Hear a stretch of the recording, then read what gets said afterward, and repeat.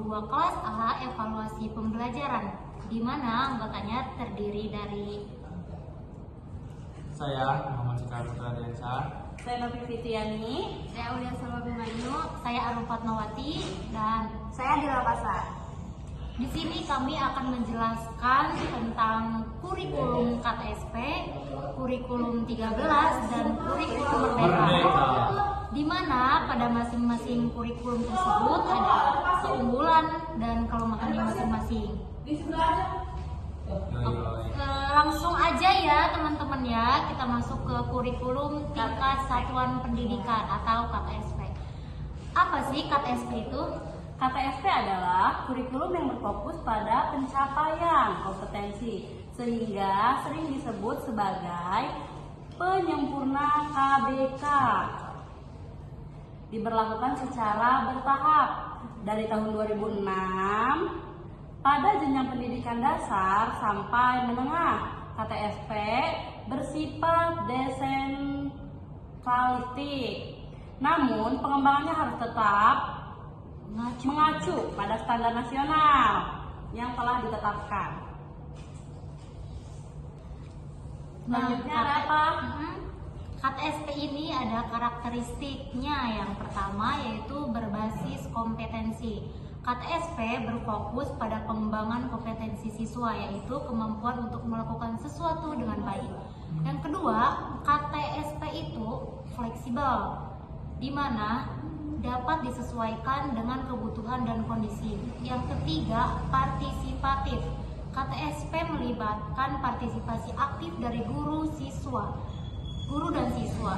Yang keempat, berorientasi pada pembelajaran, mengintegrasikan nilai dan moral, menggunakan pendekatan ilmiah, dan mengembangkan kemampuan berpikir kritis. Selanjutnya itu ada prinsip apa, Cikal? Wow, ada prinsip-prinsip pengembangan KTSP itu. Nah, yang pertama ada berpusat pada potensi perkembangan, kebutuhan, dan kepentingan peserta didik dan lingkungannya. Yang kedua, ada beragam dan tepat. Yang ketiga, ada tanggap terhadap perkembangan ilmu pengetahuan, teknologi, dan seni. Yang keempat, relevan dengan kebutuhan kehidupan. Dan yang kelima, ada menyeluruh dan berkesinambungan. Yang keenam, ada belajar sepanjang hayat. Yang ketujuh, ada seimbang antara kepentingan nasional dan kepentingan daerah. Wow. Selanjutnya ada keunggulan KTSP yang akan dijelaskan oleh Salwa Abimanyu. Keunggulan KTSP yang pertama yaitu meningkatkan kualitas pendidikan. Yang kedua, mengembangkan kemampuan siswa. Dan yang ketiga, meningkatkan partisipasi aktif siswa. Yang keempat, mengembangkan kemampuan berpikir kritis. Yang kelima, meningkatkan relevansi pendidikan. Yang keenam, mengembangkan kemampuan berkomunikasi. Yang ketujuh, meningkatkan kreativitas siswa. Dan kedelapan, mengembangkan kemampuan kerjasama. Selanjutnya ada kelemahannya teman-teman, akan dijelaskan oleh. Setelah keunggulan ada kelemahannya ya teman-teman. Jadi kelemahan itu ada kurangnya standarisasi, terus ada ketergantungan pada kualitas guru, terus ada kurangnya sumber daya dan kesulitan dalam pengawasan, terus ada juga kurangnya koordinasi dan kesulitan dalam penilaian juga. Terus yang ada juga kurangnya fleksibilitas, dan yang terakhir kesulitan dalam akomodasi kebutuhan siswa. Selanjutnya ada apa teman-teman? Ada kurikulum atau kurikulum 2013. Nah, kurikulum Kurtilas ini merupakan kurikulum yang menekankan pendidikan karakter untuk menciptakan individu yang produktif, kreatif, inovatif, dan berkarakter. Tujuannya membentuk budi pekerti dan akhlak mulia sesuai standar kompetensi yang ada. Kurikulum ini juga mengembangkan pengetahuan, keterampilan, dan sikap peserta didik secara holistik. Selanjutnya ada tujuan kurikulum 2013. Yang pertama, Yang pertama itu ada menciptakan generasi emas Indonesia. Yang kedua, menghasilkan generasi muda yang produktif, kreatif, inovatif, dan efektif. Yang ketiga ada memantapkan pelaksanaan sistem pendidikan nasional. Yang terakhir ada menyempurnakan kurikulum pendidikan dasar dan menengah. Ada juga karakteristik Kurtilas. Apa itu Kak Dila?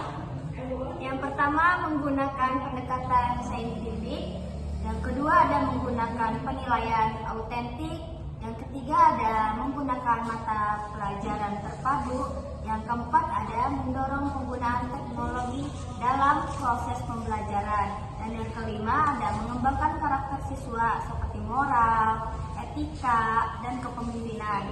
Yang keenam mengembangkan pengetahuan, pemahaman, kemampuan, nilai, sikap, dan minat peserta didik. Dan yang terakhir itu ada berfokus pada pencapaian kompetensi dan akademik. Dilanjut ada keunggulan kurikulum 2013. Keunggulan kurikulum 2013 yang pertama itu ada lebih menekankan kepada pendidikan karakter, terus ada memungkinkan siswa lebih aktif, inovatif, dan kreatif. Terus juga proses penilaian dilakukan dari semua aspek dan lembaga memperoleh pendampingan dari pusat. Terus ada mendorong guru untuk semakin kreatif sebagai fasilitator pembelajaran. Yang terakhir ada penyediaan fasilitas belajar semakin efisien. Selanjutnya ada apa? Di balik itu juga ada kelemahan dari kurikulum 13, yakni guru tidak dilibatkan pembuatan kurikulum 13. Ini ada banyaknya guru yang belum memiliki kesiapan mental. Guru banyak salah paham sehingga kurang memberikan penjelasan. Lalu ada dalam menyusun RPP, guru kurang kreatif. Dan yang terakhir, materi yang wajib dikuasai oleh siswa itu terlalu banyak. Nah, yang terakhir ada kurikulum Merdeka Belajar. Apa sih kurikulum Merdeka Belajar itu?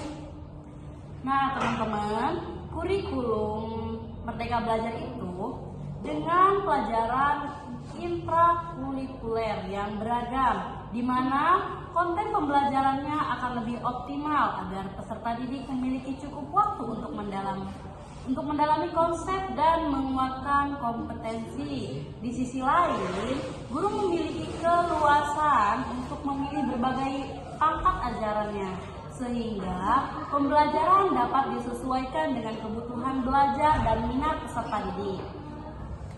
Oke, baik, selanjutnya ada karakteristik nih teman-teman.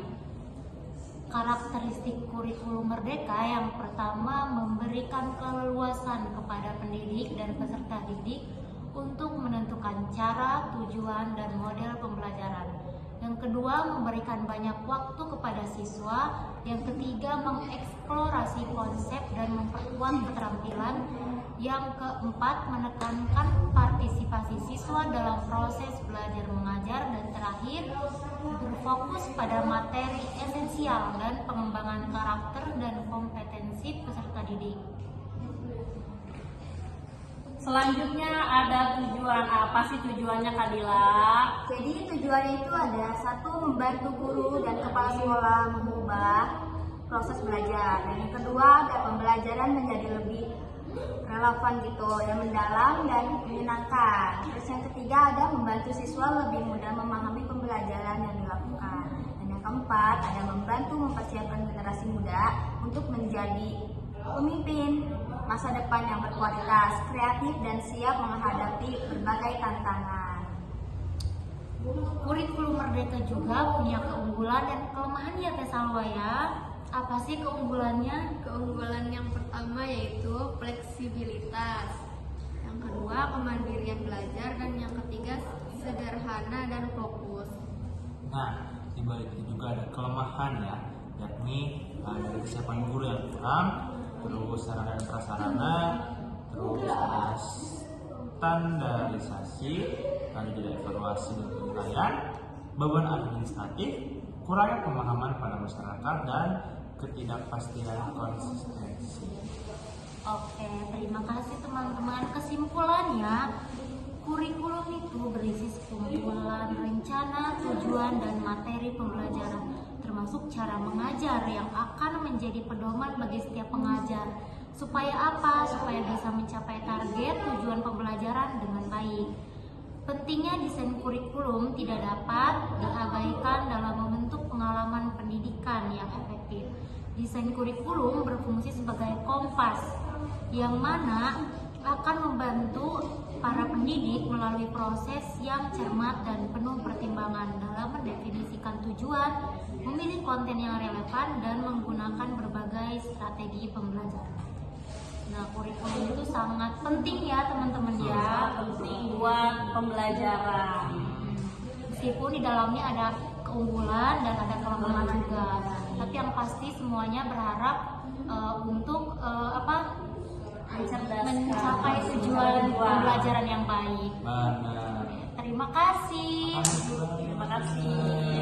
Kami dari kelompok 2 pamit undur diri. Kurang lebihnya mohon maaf. Terima kasih. Wassalamualaikum warahmatullahi wabarakatuh.